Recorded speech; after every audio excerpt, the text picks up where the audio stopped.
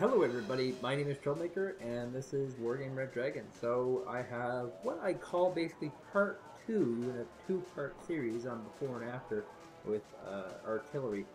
If you haven't seen the first match, definitely go check it out. But this is the second match, and basically on Friday, yesterday, which you know would have been the 28th, there was a patch deployed in which it quote-unquote fixed artillery. And so now we're going to see another look at artillery. Now on our blue forward side we have PLF. Welcome! PLF. These guys of course are some tough shit. And to be vulgar, the Monkey King, Partisan, and Judgeman all representing PLF. And these guys of course were 3v3 Tournament of Glorious Design winners, except for Partisan. But he is joining in the beta. And their opponents, who will be flying around with the artillery, is Shin0176, Vasily Krypsev, and Shan Revan, also very organized as well. And with this match, I think Vasily is playing, or maybe two of them are playing support decks. But the specialized decks, of course, very, very powerful, specifically these support decks in light of artillery having been so powerful. But now we're going to look at the metagame just after the patch has been deployed, what has changed, what works, what doesn't, and away we go! Now here comes up some of these Rafale F1s. They've been very popular actually. You know, they're part of that French deck, 180 point fighter, very super high quality, and looks like they're just patrolling the sky, trying to pick off any helicopters and any infantry. Now, of course, you need this kind of heavy aircraft opener because if they were to invade Lima or over on this 2-point base, they win. And you need to have anti-air to pick off their helicopters. Now, it looks like they will be moving out with a lot of helicopters in massive force. Now, this is a mistake that was made by the last team we saw do this. We have 1, 2, 3 Pumas, and this Tiger, it has Stinger and Sacklow, so it's going to be able to defend against a lot of stuff coming in. As well, there's a few Gazelles set off to the side here with their infrared, trying to pick off any kind of aircraft, but none so far. And, you know, we're seeing a very ground-based approach from this red 4-pack team. I have to stop calling them packed. They're not packed anymore, are they? And, yeah, they love these ground-based approaches, and so they're going to have to approach this town. Now keep in mind, there are 30 Legion here, there's lots of helicopters, and they're playing very passive because of it. The OSA will be able to pick off the helicopters, and then you have the tanks, which will be able to help deal with those numbers. And they've just created nice little rounds here where they can easily attack units. And whoa, actually, a few Pumas coming on the side here with some Legion, actually. So that's rather interesting, trying to invade on multiple fronts here. But as we can see, there's an invasion here by on the Lima base, which of course is the reinforcement point, very important. There's a full success here in capturing this 1-point Charlie base, which means they'll be very, very good off. And looks like they might actually be able to capture the Delta base. There is a command tank coming in. And, yeah, looks like we could see a little bit of tank on infantry action here. There's actually no tank. There's not really a ton of anti-tank action here for PLF, so they'll be relying heavily on this Tiger, which has some pretty sick hot 2 rockets to try and pick off a few of these tank numbers. Actually, never mind. Here's the ATGMs. They just rallied them out. They popped out. They can be killed pretty easily, but looks like he's going to choose to push back because he really doesn't actually have vision of what's going on right now. The Ravetka is being mildly successful, but doesn't have a great vision of the area. So these Legion will survive to fight another day as more infantry will streamline in. Now, successfully having captured this point, looks like PLF will be rallying out units to try and deal with this massive cabal coming across here. Northern 50, not having a town to jump into, will be running across an empty field trying to get this command infantry here, but picked off by 2 Leopard 2s and some infantry. Now these guys, like I said, PLF much higher challenge to face off against. Now the amount of anti-air units here for Red Fort was very, very good. They have these Shivkas, which are super high range on helicopters, and just using them ahead of the pack to try and deflect any kind of helicopters or any kind of airplanes well, they go ahead and move over the tanks. Superintendent gets knocked down. Ridiculous amounts of anti-air units here, including these OSAs, which, you know, the OSA is no longer a fire and forget shooter. It will only shoot one at a time, so it's not going to burn through supplies insanely fast. And there's a little bit of angling here. There's lots of napalm that has been dropped on the ground. So Legion numbers here are very, very low. And it looks like we're going to see Shen and Revan go ahead and try and push this area. Lots of possible towns for him to jump into. Going to go ahead and grab the forward ones, though. Good choice. No napalm here. Please eject. Please eject. Not going to eject. Going in for the inside kill. Loses one BTR ADA to the napalm.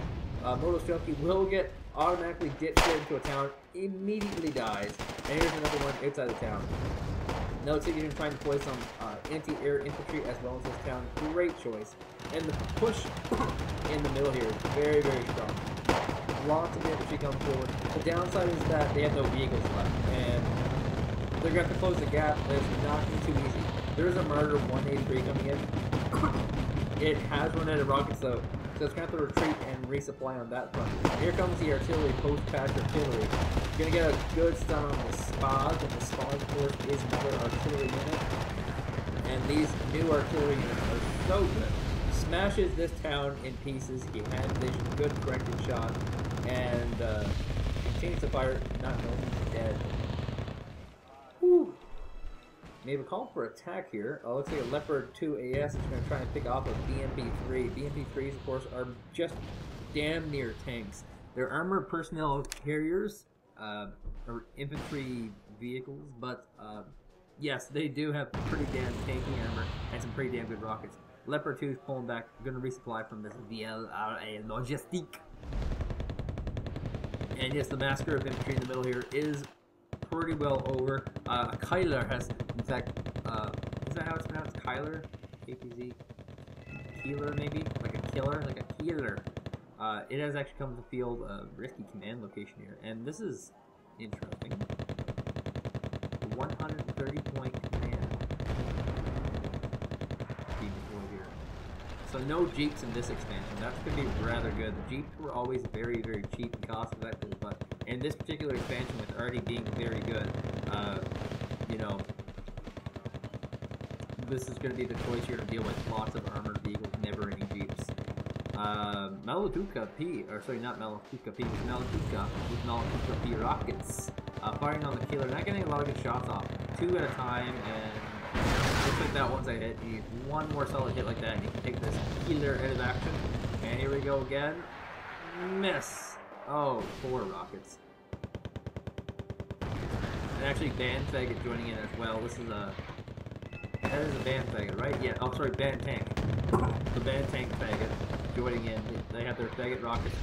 Finally able to kill, burn through a lot of supply to do that. And now he's going to micro this BTR 60 PB away from this Paymat Tutsen, so that he can, you know, not take damage. Because he does outrange him, so he can't kite him effectively. So looking at the map right now, there is a 1-point base that hasn't been captured yet, and that's where PLF is choosing to lead from. They have captured Lima, and they've also captured this Charlie base. So if they can grab this base here, they will in fact get a 2-point lead, which is pretty heavy at this point for this level of play. They're going to bring in a Puma 33H with a command infantry, and it's worth noting in terms of symbols, if you're trying to learn the symbols real quick. Let's see when this thing comes in. Where it comes in from is a question. I think it's down here, maybe? Yes. On the Puma 30H, 330H, notice there's an infantry inside, and he's got a plus by him, and that's how you indicate that that's the infantry that is a command infantry. It's a little weird thing they've done. So we're looking at a you know, far more balanced game in terms of gameplay. We're about MSTAS here firing. And keep in mind, this is still the spirit of the game that we're trying to trap with the beta. We want to have a game in which you can break people, break their defenses with artillery, and then push in. Now, Judgeman moving in. Looks like the artillery's going to strike just in time. Oh my god, from all directions. Actually able to obliterate all the vehicles. Most of the infantry are now at range of the actual shots here. We're getting a lot of random artillery fire, which is not effective. This is the center death kill area right now. BTR 70 is maybe really overpowered right now, just because it's deadly. killed off though by a Leopard 2, and artillery will continue firing on this location along with a lot of infantry support on the bottom. Successful pickoffs are done and complete. The threat is eliminated. Moving, of course, this is a very much airland battle play that Jetman did. Moving infantry across an open area was very common in an area that was very full of anti-tank, which would be this kind of area. But in this case, it didn't actually work out because artillery is actually strong enough to deflect that kind of thing. In airland battle, artillery is so insanely weak that it just didn't have a chance. Funny thing, there's a Mistral spy here. Now, it doesn't have too good a vision of the area, given its location, but it will be able to find anything coming out. I hope to God he's chosen to turn off this machine gun, because that will reveal the spy. And he doesn't want that. He wants this guy kept in place. If a push ever comes, he can resupply this with more anti-air rockets, missiles. But in this case, he's kind of stuck here. And there is another spy coming in a spy versus spy matchup. Red versus blue, potentially. Now, does he see it? No, he has not spotted the spy. And he hasn't spotted his spy, so it's still a little bit of a spy op going on right now in a little clustered area. Now, the flanks are kind of set, but unfortunately PLF does have the +2, so Vasily Krypsev's team of noble merchants will have to kind of bust through. And they're doing so by rounding out a lot of these artillery units. Sorry, I still got a little bit of throat flu, I guess you'd call it. So going to go for a lot of artillery. You know, Krypsev does have a support deck, and I guess Shin might as well. And it's important to know this is very, you know, Krypsev is a European escalation player. He's been a European escalation player for a while. And one of the things he's doing is not just a lot of randomness. There's a lot of method to the madness. He's placing his artillery very spread out. And this is going to affect range, damage, and all that stuff. But at the same time, he won't have it wiped out by the enemy's artillery units.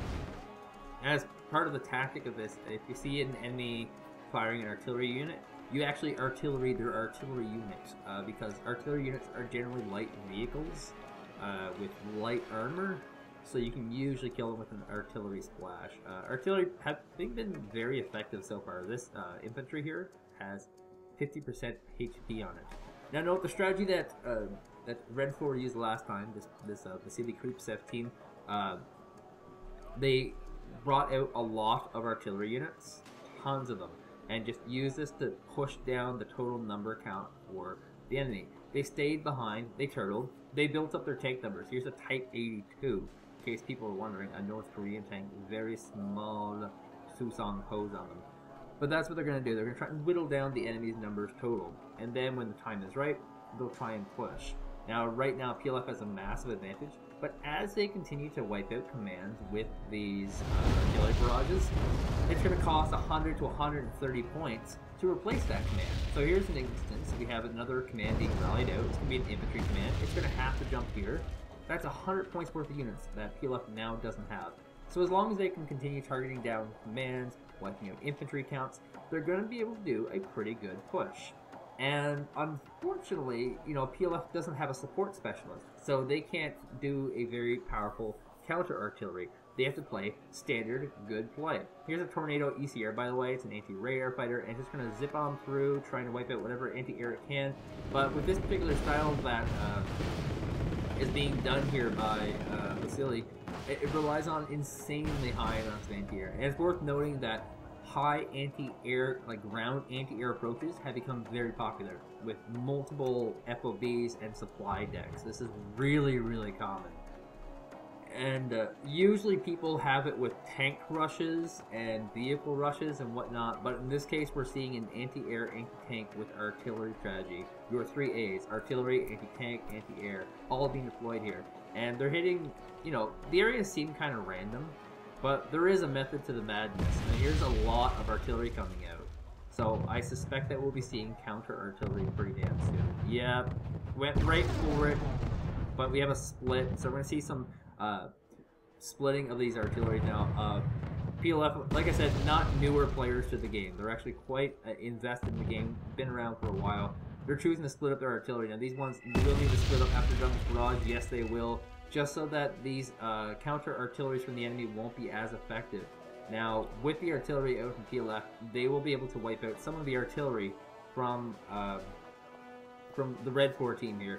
And this is going to cause a little bit of a jousting here, because right now PLF has the advantage. And the strategy really for this Red 4 team is to artillery down their artillery as they come out, and then work on wiping out commands and units. And in this particular instance, these guys are doing, you know, something very similar, except since none of them have a support deck, they're all kind of forced to get out their own sets. So Judgment and Monkey King and Partisan all bringing out artillery units. And these Caesar, you know, the good French Caesar, super long range, super accurate units. We'll probably have to split these up a little bit better, and we'll have to see how this all works out in the long run. Interesting fact, we have seen that the infantry here was picked off by this Jeong Chaldai, which is our North Korean kind of spec ops C-type. He's going to just walk across the bridge happily and might try and grab a position in these little bushels here for some extra vision. There's also another one on the mountain here. There's a Fernspire in range, and doesn't quite have vision of that yet. On the vision count, by the way, this Jeong Chaldai at this mountain position has gained insanely good vision. So good. And this one will fill it in with a little bit of southern data. On our NATO front, not so good vision. There's not really a lot of great places that you can put the French Bear when you're on this front, because this weird, awkward mountain is not over here. There's no clone of that over here. You can just, you know, land a unit here and start moving up the mountain. It's not possible. So, you know, those little map belts come into play. But look how good this vision is. French Bear is spotting this stuff, and this will allow him to do a focus attack on this front area here with lots of lightly armored tanks. On our artillery count here, looks like artillery kind of staging themselves around forward operating bases. That's what FOB stands for newer players to the genre. And we'll be continuing bombarding each other. Now, if they decide to push, will depend on if they can do the damage. And whoa, actually, speak of the devil, we have a smoke going down. We have some naval units coming across here. These are going to be our amphibious vehicles. Amphibious vehicles are categorized as those that can go both on the land, both in the water, and there they are, all getting picked apart because the smoke seemingly does not clear enough land for the Leopard 2, which is kind of spinning around to hit things to cover. So a little bit of a failed amphibious landing there, unfortunately. And we actually have a Clerk on the field, which of course is a really solid tank for the French. It's really the first really great heavy tank the French have had, and now we're going to see a little bit of a tank push, maybe. Leopard 2, Leclerc, they're all very heavily armored. They all have can punch a really good amount, but no, they're going to pull back. Might be taking some damage on purpose to get a little bit of FNC, and will in fact pull back. And yeah, if there was no artillery, this is worth noting here. If there was no overpowered artillery that can smash things that you'd want to rally out more of one, these lines could not possibly move. It would be impossible. You just rally in more tanks and more AT, and they just sit at their places, and they wouldn't move. Whoever gains the points early on wins, and so everyone would just helicopter rush. But because there's artillery here, you can weaken down each other's lines and make it possible eventually for some sort of rush. Now, having said that, it's not entirely true that there will always be a rush. I mean, yes, you will always want to have a late game rush to try and make things right, but it's entirely possible that it could also be a stalemate, but with artillery. Now, to me, if I have to choose between a stalemate and a stalemate with active artillery, I will always choose the stalemate with active artillery, because the stalemate with active artillery at least has a little bit of death instruction. Note, we have a focus fire, a tank goes down, the Type 82 is a lightly armored tank, and they're being forced to kind of run away, but I don't know if they can run. Their barrage is just so solid in all areas. Picked off one, and might pick off a second. Now, there is one little part of this metagame that hasn't really been discussed yet, and that's the idea of over artillery. And this is something that has happened in every game. You'll usually have a support specialist who deals almost entirely with artillery and doesn't really provide much more support. By the way, a support specialist means a person who deploys anti-air, artillery, anti-tank, all those sort of support options, and recon. a support specialist, not just an asshole who only rallies out artillery. But if you are rallying out only these expensive artillery, keep in mind, they're not cheap. 130 points is not cheap. That's less tanks you have. If they're not effective at killing things, they're not destroying things, the enemy will have a higher tank count than you. And so you can start to see that the more artillery you have doesn't necessarily make it the better, but the more the game goes on, the more powerful artillery will get because there will be more units on the field. And so there becomes a choice. And the end goal of every single player who's using artillery is to drain out these forward operating bases. Make sure that they're completely empty. And so there's a balance there as well, you know. Do I get these FOBs drained or not? And it's worth also noting that in the artillery war, little metagame we're playing here, PLF is definitely winning. We have 1, 2, 3, 4 artillery out for... Oh, sorry, we have more... 5, 6... Maybe 6 artillery out here for the Red 4, and a Buratino coming out, so this will be worth watching. Oh, sorry, 10, 11. We have 1, 2, 3, 4, 8, 12, 13, 15. Now the downside is that the FOBs are being completely drained out, so they will have no supplies for anything else. But they will be able to rally vehicles if they so desire, and artillery is almost always going to be the defender's advantage. It stops the potential for pushes on top of other things, but on the other hand, they're not going to be particularly good against tanks. So if the person behind is rallying out a decent number of tanks to follow with their mass artillery, they should be in good shape. And that's kind of looking like what's happening here. They're preparing a lot of tanks here, and actually has an extra command, so they might try and... Oh my god, Buratino. Not a crazy amount of death destruction. We do have a lot of stuns coinciding with this push here. And this is going to be a ton of T-72As. Now this is a giant set of clump units. Buratino is completely out of ammunition. Lots of fire being deployed here, but also the stun. Quite important for this particular push. The stun, unfortunately, doesn't actually last long enough to make the stun a viable thing. And that's one of my personal criticisms of the current MLRS. They changed the current MLRS to be less about damage and more about stuns.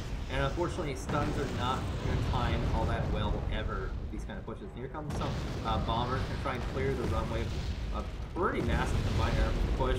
They're going to bomb the back half here. Looks like they will lose their bombers for this. Lots of stuns going off. Some Su-30s going to try and get some damage attack, and they really need to capture the point. This is basically all or nothing for them.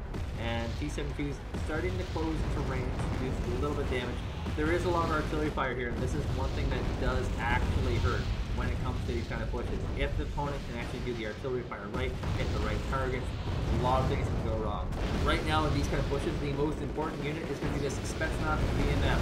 He provides any or all of the vision of the area and will find the targets. He has to stay alive or this push is going to be in trouble. As well, there's also another recon vehicle and a Revet gun. T-72s have finally closed the gap. They're in the woods now. They're able to cross what I call a burger field. And as a T-72, KI in tow.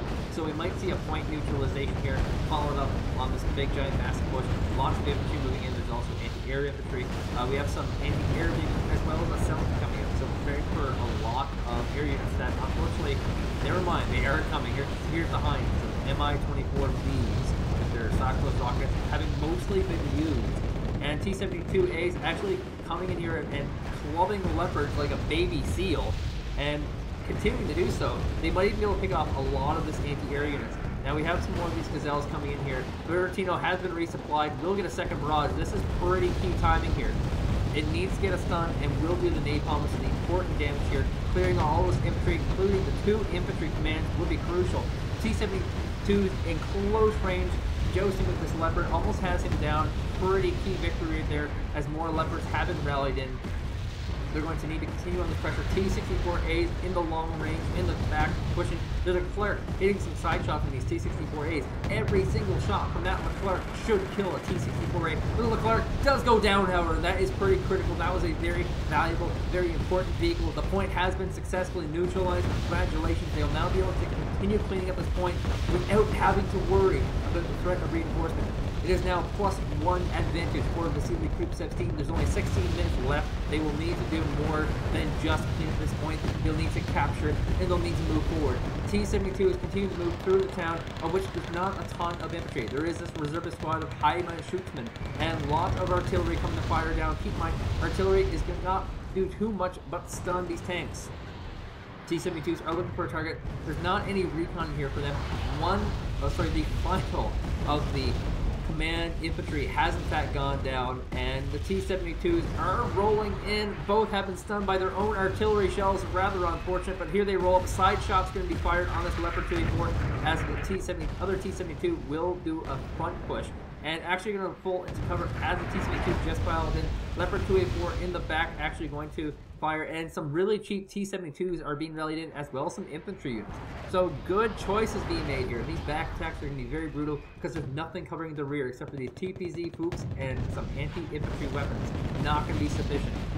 T-72s will cover in, will smash, and it looks like they have a pretty large cabal of forces being deployed in the front here, trying to get some side shots on a lot of the vehicles that are pushing in this general direction, and might be able to completely finish off these T-72s, but won't be able to finish off these new tanks coming in. Now keep in mind, the command tank has been nullified, it has been destroyed, and this point no longer belongs to Team Red 4.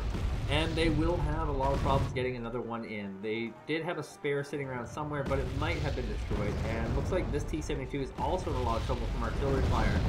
Infantry have been deployed in this zone. Will try and march their way into one of these little things to nullify these high-max shoots, which of course are very, very potent things. As well, we have some frag anti-infantry helicopters closing in the range of the high-max shoots. This may or may not be bad for them, because helicopters don't do well against close range infantry. It looks like their numbers are being effectively obliterated. Frag grenades being dropped down like I don't know, things that are dropped down a lot. There's a French spare behind enemy line tower, and the motor shield was able to successfully get in. The artillery fire is getting brutal, as most of these forces that should be joining in with that main attack on that town have actually been nullified, and the T-72As will try and join in the fight. At this point, completely captured now by our Red 4 team. MiG sacrificing itself, trying to pick off this Tiger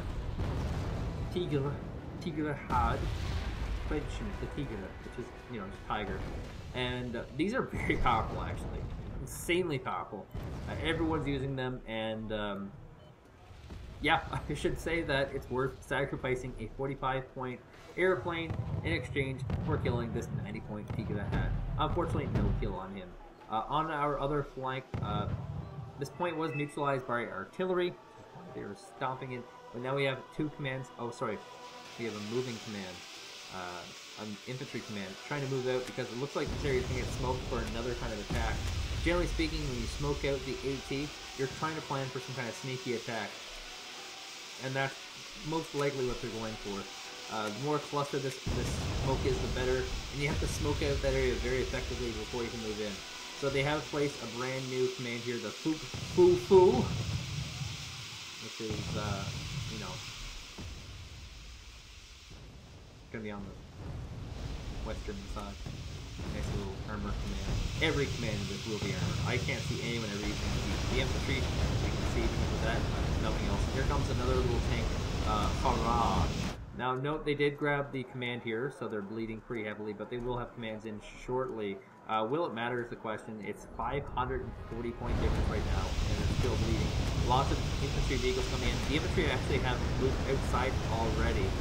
Could be kind of problematic, but come da ho to your North Korean tanks have moved in close range to pick off these ATGM Milans.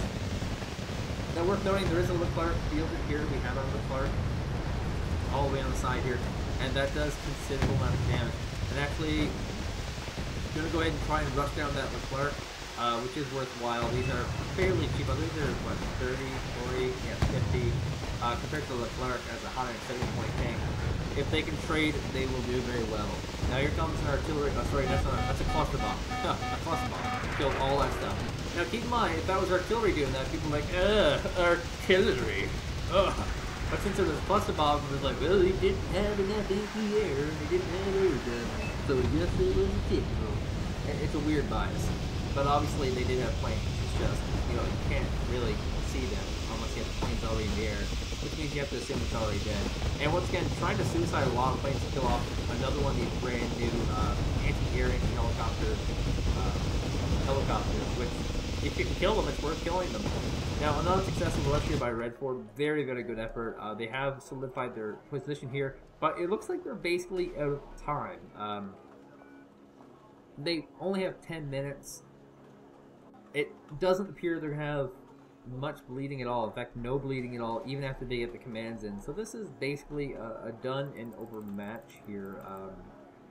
But worth noting that, like, the artillery units, they're very good. It's worth getting out a lot of them. It's actually worth getting out FOB now to supply your artillery.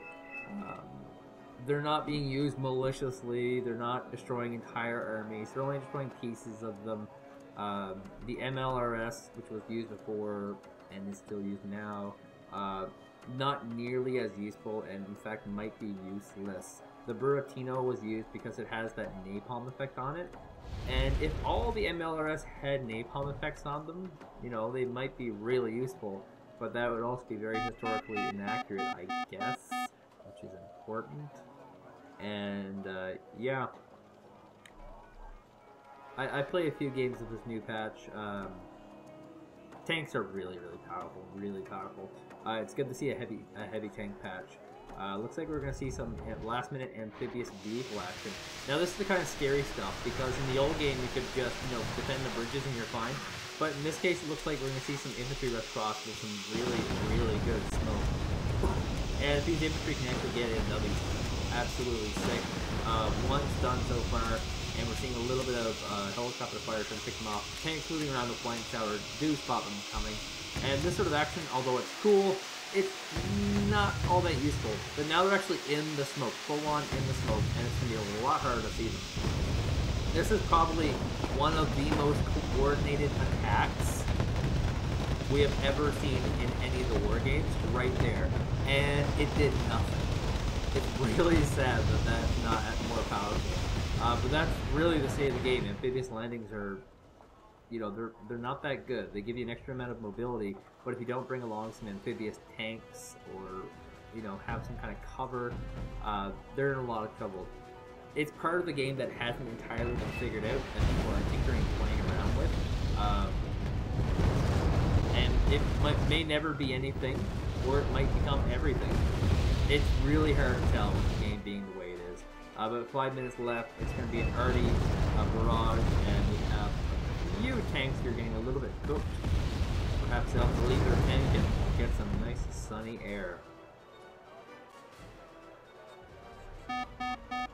Oh, here's a Takchan in action, by the way. It's another artillery unit, a Japanese unit, and you know, PLF with their artillery have actually been very, very successful in sniping a lot of commands using full artillery.